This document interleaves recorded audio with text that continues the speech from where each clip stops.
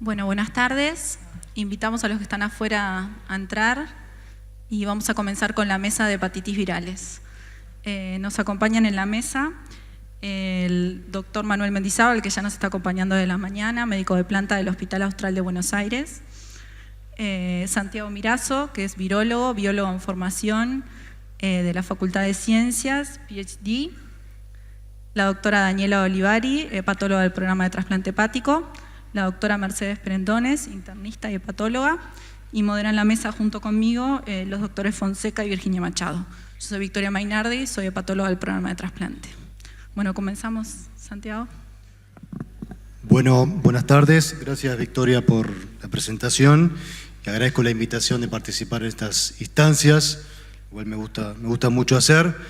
La primera aclaración que voy a hacer es que yo no soy médico, por lo tanto soy inimputable de todas las barbaridades que pueda llegar a decir sobre aspectos médicos de la hepatitis C. La idea de esta charla es simplemente mostrarles un panorama muy general, de una perspectiva multidisciplinaria, de lo que es el estudio de la hepatitis C en el mundo y con principal foco en Uruguay. Y para finalizar, les voy a plantear lo que para mi gusto son los principales desafíos que hoy tenemos respecto a la hepatitis C en nuestro país.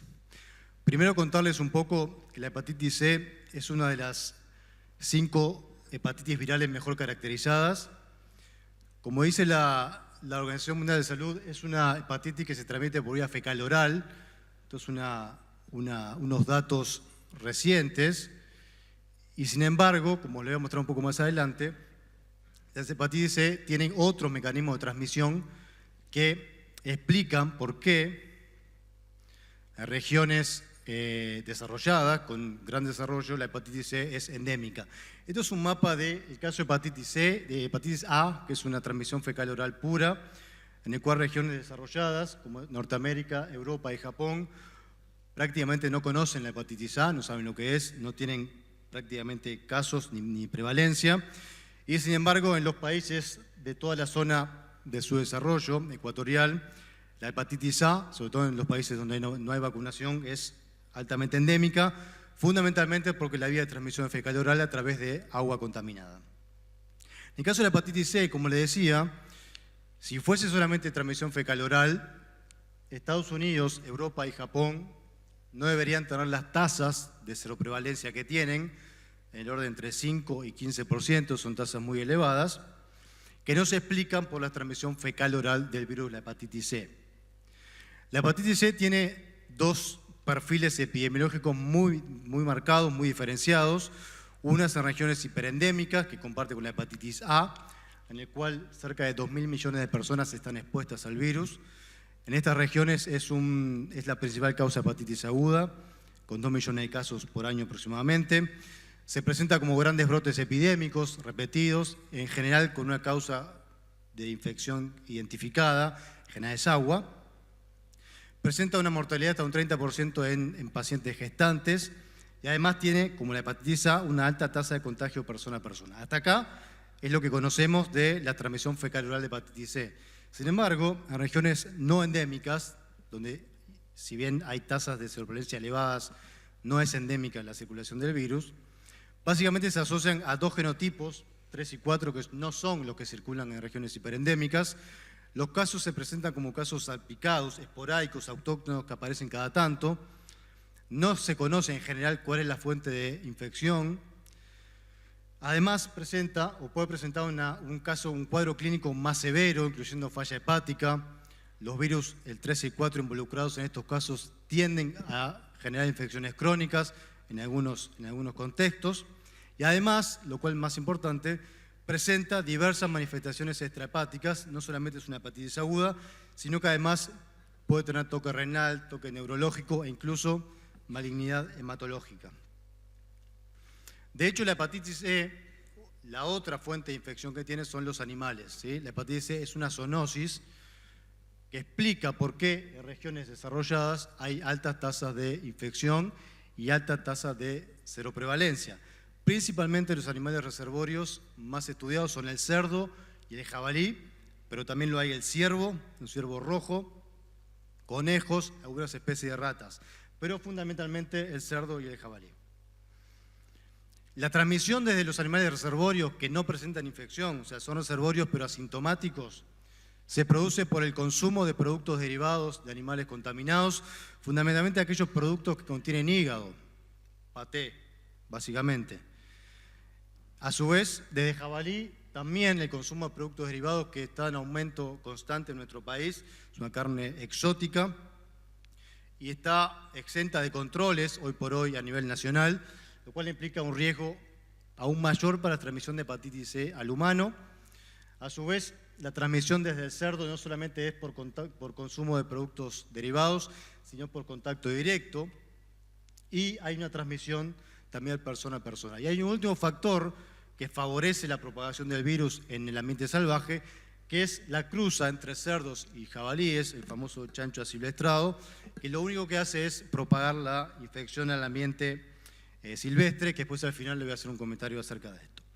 De hecho, la hepatitis C, el contacto con cerdos en pie, con ganado vivo, es un factor de riesgo para la infección por hepatitis C, y las personas que están expuestas a cerdos que trabajan, sea los que manejan los animales, los veterinarios y las personas de frigoríficos, tienen hasta 5 veces más tasa de seroprevalencia que personas que no tienen contacto con animales. El virus de hepatitis C es un virus muy interesante porque es un virus que está en la interfase humano-animal-ambiente, el famoso concepto de One Health propuesto por la Organización Mundial de la Salud. A nivel ambiental, básicamente circulan el genotipo 1 y 2, que son las cepas epidémicas, las que circulan en regiones hiperendémicas, y en nuestros países circulan los genotipos 3 y 4, que son los genotipos zoonóticos.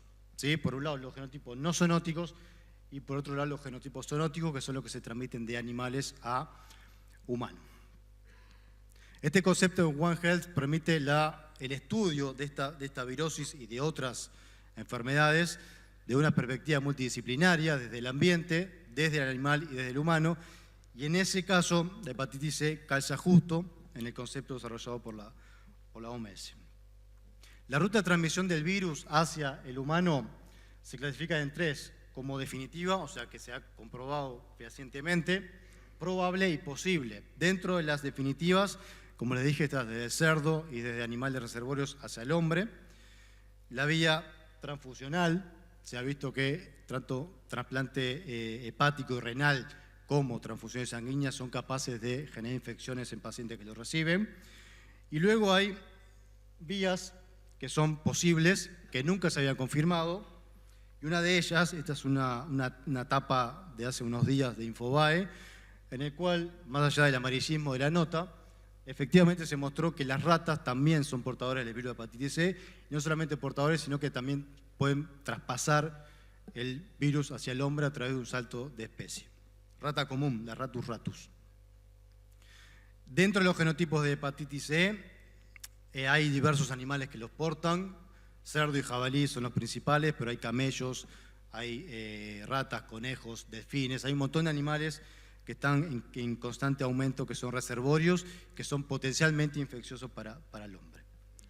La hepatitis C está ampliamente distribuida a nivel mundial en cerdos. Esta es una figura que resume un poco los estudios de prevalencia de hepatitis C en cerdos.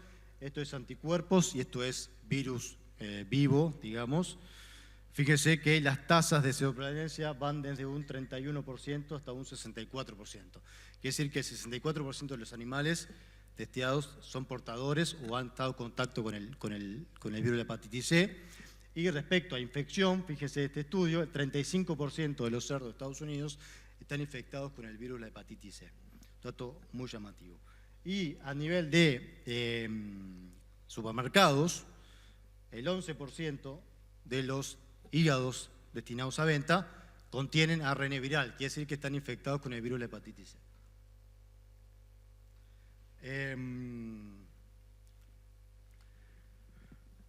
Una de las consultas o preguntas que uno se puede hacer es ¿por qué si el virus de la hepatitis C está tan distribuido a nivel de reservorios animales, a nivel mundial, y en Uruguay también, ahora lo vamos a ver, por qué hay tan pocos casos clínicos que se describen? Esta es una foto de Japón, ustedes saben cómo trabajan los japoneses, que muestra el 99 hasta 2005 y 2005 a 2013 el número de casos asociados a hepatitis E, casos autóctonos, En rojo, en celestito son los casos importados y en amarillo son casos que no se pudo determinar si eran autóctonos o eran importados. Y fíjense que el aumento de casos desde el 99 o de 2002 hasta 2013 aumentó, pero no aumentó un número significativamente alto que sea explicado por la cantidad de cerdos infectados que tiene Japón, que es altísima. Japón tiene la tasa más alta de seroprevalencia en cerdos. Sin embargo, prácticamente en 10 años pasamos de 20 casos reportados a 140. Quiere decir que hay un subdiagnóstico que está claramente establecido, no solamente en Japón, sino que en todo el mundo. Las tasas de seroprevalencia a nivel mundial son muy elevadas. Fíjense esta figura, esto es en Alemania. En población entre 58 y 65 años puede haber hasta un 70% de personas con anticuerpos contra la hepatitis C. Y en otros países como Suiza, la tasa global es un 17%. ¿Sí? Muchísimo más alta que cualquier hepatitis que se les ocurra. ¿Sí? Incluso hasta muchísimo más alta que el HTLV, que hoy se testea en los bancos de sangre. ¿Sí? Que tiene menos de un 1%. Entonces, fundamentalmente, la hepatitis C se la reconoce como la hepatitis olvidada y subdiagnosticada. De hecho, la mayoría de los casos de hepatitis C son asintomáticos, o sea, con un 80%. Un pequeño porcentaje son sintomáticos, pero no se reconocen como hepatitis C, ¿sí? O no se diagnostican o simplemente se confunde con algún otro agente etiológico. Solo una pequeña parte, cerca de un 5 o un 6% de los casos de hepatitis C son fehacientemente identificados con hepatitis C. ¿Sí? Quiere decir que estamos perdiendo un 95% de los casos reales de hepatitis E. ¿Cuál es la explicación a esto? Básicamente hay dos. Uno es el diagnóstico diferencial, que no se incluye la hepatitis C en diagnóstico diferencial. Y lo otro es, que es una falencia real, que no hay sistema de diagnóstico con la sensibilidad y la especificidad adecuada para estudiar esos casos. Sobre todo los casos, hay casos especiales, podemos entrar en eso, pero hoy por hoy en nuestro país no hay sistema de detección de hepatitis C que sean 100% confiables. Los kits serológicos que hay tienen un alto porcentaje de falsos positivos y falsos negativos y a su vez tienen severas discordancias entre sí. Y lo otro es que se recomienda hoy por hoy el uso de técnicas moleculares, las famosas NAT, que por supuesto tienen un muy alto costo y en general no son la primera línea de elección. ¿Qué es lo que dicen los expertos? Los expertos recomiendan el testeo de hepatitis C en todos los pacientes con un cuadro clínico compatible, más allá de que presente o no historia de viaje a regiones endémicas. En cualquier caso de elevación de enzimas hepáticas, se recomienda el testeo de hepatitis C por serología y por técnicas moleculares, principalmente pacientes inmunosuprimidos o que están en etapa de trasplante, que son los que están en riesgo de desarrollar hepatitis crónica por hepatitis C. En Europa la hepatitis C es de notificación obligatoria desde 2011 y fíjese que pasamos de una tasa más o menos constante de casos a un aumento dramático en el número de casos. Esto significa que los casos ya estaban, pero como la denuncia es obligatoria, empezaron a aparecer, empezaron a ser detectados. En Alemania, de hecho, este es el porcentaje de virus hepatitis asociados a los casos. Pasamos de un 0,3% en 2001 asociados a hepatitis C a un 14% en 2015, que es en 14 años aumentamos el número de casos por 10 y no fue porque los casos empezaron a aparecer, sino que se empezaron a detectar. Esta es la historia de hepatitis C en Uruguay. Fíjese cómo pasamos del primer estudio de Cruels y colaboradoras en el 97, de una prevalencia de un 1%, a un 10% en un estudio reciente de 2017, en banco de sangre.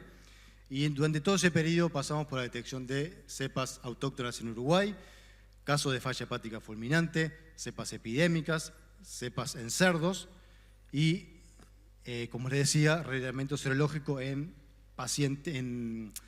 personas donantes de sangre en el hemocentro de Maldonado solamente. Entonces, un poco la historia en Uruguay. Fíjense que hay 25 casos notificados en Uruguay hasta ahora y, sin embargo, hemos pasado por una cantidad de casos muy particulares, por ejemplo, con falla hepática fulminante, algunos casos asociados a encefalitis, casos de genotipo 1, o sea, cosas extrañas que realmente nos dan a pensar que estamos perdiendo un montón de casos, que solamente estamos viendo una pequeña parte. Las cepas uruguayas se agrupan todas juntas, es una filogenia, no importa lo que es, pero lo que le quiero decir es que son todas cepas muy similares entre sí y a su vez tienen un alto porcentaje de identidad con cepas suinas, con cepas de cerdo. Con eso, hace unos años nos dedicamos a estudiar los reservorios animales, cuál es la situación de los cerdos en Uruguay, no solamente cerdos, sino también jabalíes, que sabemos que son portadores de la infección, pero son asintomáticos. Este es un estudio hecho hace un par de años, en el cual se testearon 500 animales de 15 granjas de todo el país y se detectaron tasas de entre 40% y 60%. Quiere decir que de todas las granjas, eran todas positivas, los animales infectados iban de entre un 40 y un 60%. Cuando fuimos a ver los hígados en matadero de esos animales, sabíamos que los animales eran portadores o que habían estado en contacto con el virus en algún momento. Cuando fuimos a ver los hígados que eventualmente se iban a procesar para productos derivados, vimos que el 16% de los hígados destinados a consumo, básicamente paté, pero hígado la tela también, 16% estaban infectados con el virus de la hepatitis C. ¿Está bien? Y la cepa detectada en esos hígados era muy similar, por no decir la misma, porque no lo puedo decir, pero es muy similar a las cepas asociadas a los casos clínicos detectados en Uruguay, quiere decir que si no era la fuente de contaminación, perfectamente podría haber sido. Y en jabalíes también, un 15% de los animales detectados, unos 200 animales, el 15% están infectados con el virus de la hepatitis C. ¿Cuál es, y con esto termino, a mi gusto, los principales desafíos que tenemos hoy respecto a la hepatitis C? Por un lado, la introducción de hígados infectados en la cadena alimenticia, ¿sí? Esto es uno de los puntos más críticos porque sabemos que las cepas porcinas que circulan en cerdos con altas tasas de seroprevalencia, 46%, como les mostré hace un rato, tienen un altísimo riesgo de entrar en la cadena de producción de alimentos. Y de hecho entra. Hay un estudio detectado en Porto Alegre hace 2 meses, en el cual de un lote de paté de 20 marcas, en 15 encontraban contaminación con hepatitis C. En Porto Alegre, aquí nomás. Y lo otro que hay que ir a prestarle particular atención es en los casos. ¿Sí? Estamos perdiendo el 90% de los casos de hepatitis C y eso nos da la pauta, el porcentaje de personas que van a donar sangre y el 5% de esas personas tienen una infección aguda por hepatitis C. Esto es IgM, o sea, están cursando la enfermedad, seguramente asintomático porque si no pueden ir a donar, pero el 5% de los donantes son portadores activos de la infección y están donando sangre. Y hoy hepatitis C no se testea dentro de los bancos de sangre. ¿Sí? Y lo otro es, como les decía, la introducción de cepas domésticas, animales salvajes. Esto es en jabalí y esto es en pecarí. Los pecaríes, como ustedes saben, fueron liberados recientemente en un plan de repoblamiento. Y fíjense que los pecarí que largaron hace un año y ahora viene otra tanda, el 40% de los animales eran portadores del virus de la hepatitis C. Y para finalizar, simplemente mostrarles un trabajo que es muy interesante, es un trabajo de la revista Emerging Infectious Disease, que es muy prestigiosa. Este es un trabajo en el cual se estudian varios chacinados. Esto es un figatelli, que es un chacinado que se hace con hígado fundamentalmente. Y lo que ven aquí abajo es un corte transversal del figatelli, que es como una salchicha. Eso que está ahí son partículas virales, ¿sí? Y esto es simplemente la infección en cultivos celulares de ese pedazo de chorizo, literalmente, en función de la carga viral. Quiere decir que cuando el chorizo se infecta en cultivos celulares, es capaz de infectar un cultivo celular. Si infecta un cultivo celular, obviamente es capaz de infectar a la persona que lo consume. Para finalizar, entonces, agradecer al todo el grupo, como nos gusta trabajar nosotros de una forma multidisciplinaria, que forma parte de estos resultados, a la gente de Solange, Gerona y Victoria y colaboradores, Grupo Porcino de Facultad de Ciencias, Agronomía y Veterinaria, colaboradores de Fiocruz, de Río de Janeiro y gente de Nueva Delhi, India y de la Universidad Nacional de Córdoba. Y con esto cierro. Muchas gracias por la atención. Muchas gracias, Santiago. ¿Preguntas? ¿Rosa? Bien.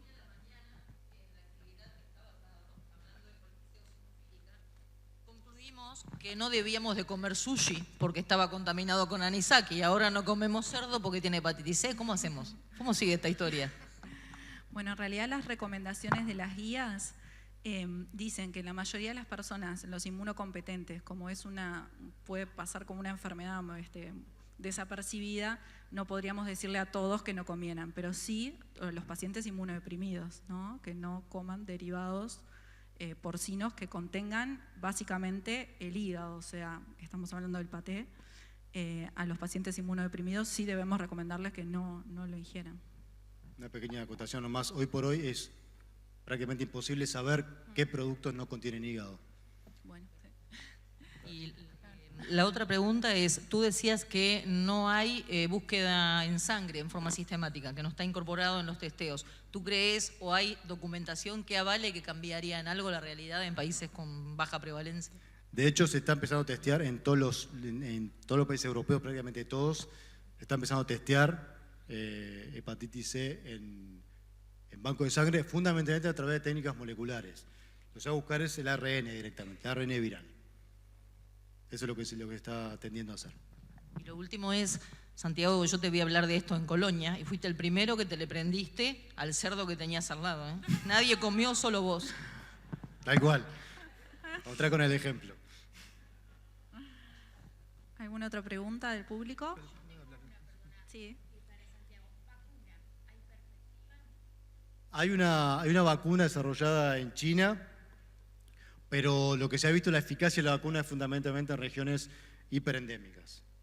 La utilidad de la vacuna está un poco bajar la carga de la infección y no tanto en regiones donde hay casos salpicados que no tendría mucha utilidad y además está diseñada con el genotipo 1 y no contra los genotipos zoonóticos, por lo tanto en estos países no tendría mucha utilidad. De hecho, Estados Unidos no la aprobó, así que eso es una punta que Estados Unidos está saturado, digamos, de hepatitis C. Sí, adelante. ¿Se oye? Sí.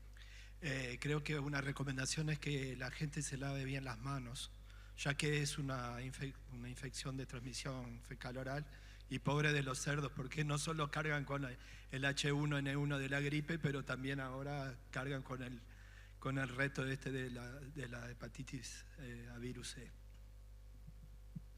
¿Alguna otra pregunta? A mí me gustaría preguntarle al auditorio cuántos de ustedes solicitan hepatitis E cuando se enfrentan a un paciente con hepatitis aguda. Y todos tienen disponibilidad. Bueno, en Argentina hay. Sí. Bien. Sí. Sí. Como Matilde, perdón, que no te escucho. ¿Puedo hablar? Bien, sí. Actualmente está disponible un test serológico que, como dijo Santiago, la sensibilidad y la especificidad no es muy alta, pero está disponible en el Laboratorio de Salud Pública y esa muestra la pueden enviar gratis de cualquier lugar del país. Eso se hace en conjunto con la denuncia de caso sospechoso. O sea, si ustedes tuvieran un caso de hepatitis aguda que en principio descartaron hepatitis B, hepatitis A, podrían enviar la muestra. Tienen que bajar el formulario de la página del ministerio, bajar el formulario, hacer el diagnóstico como caso sospechoso y podrían enviar la muestra y eso no tiene ningún costo. Y bueno, recordar siempre en el diagnóstico diferencial y también que, bueno, en el día de hoy hablamos de hepatotoxicidad, que las guías dicen que para uno estar seguro o bueno, llegar a un diagnóstico de hepatotoxicidad, tendría que descartar las hepatitis virales y dentro de estas a la hepatitis E. Hay varios estudios en forma retrospectiva de pacientes que se habían cerrado con el diagnóstico de hepatotoxicidad, que eran una hepatitis E. No sé, algo más, Santiago, si quieres acotar. ¿Alguna otra pregunta? Sí. Sí. Que está ahora a disposición, Sí. ¿es ese mismo que tiene los falsos positivos y los falsos negativos? Sí, es serológico, es un test serológico. Pero bueno, es algo, ¿no? Sí, no es la mejor opción, pero, Claro. pero es algo. Es un comienzo, Es algo. digamos. Es un comienzo y además es una manera de que quede registrado, ¿no? Porque si no hacemos la denuncia, los casos no quedan registrados y después no tenemos prevalencia. Entonces me parece que es importante enviar la muestra. Porque además, de todas maneras, los casos positivos son derivados para testeo de ARN viral. Entonces, no solamente queda en la serología, sino que es una doble confirmación. ¿Algo más? Si no, pasamos a la siguiente conferencia. Sí, solo aclarar que es muy importante, y felicitaciones, Santiago, por el trabajo tuyo y del resto del equipo.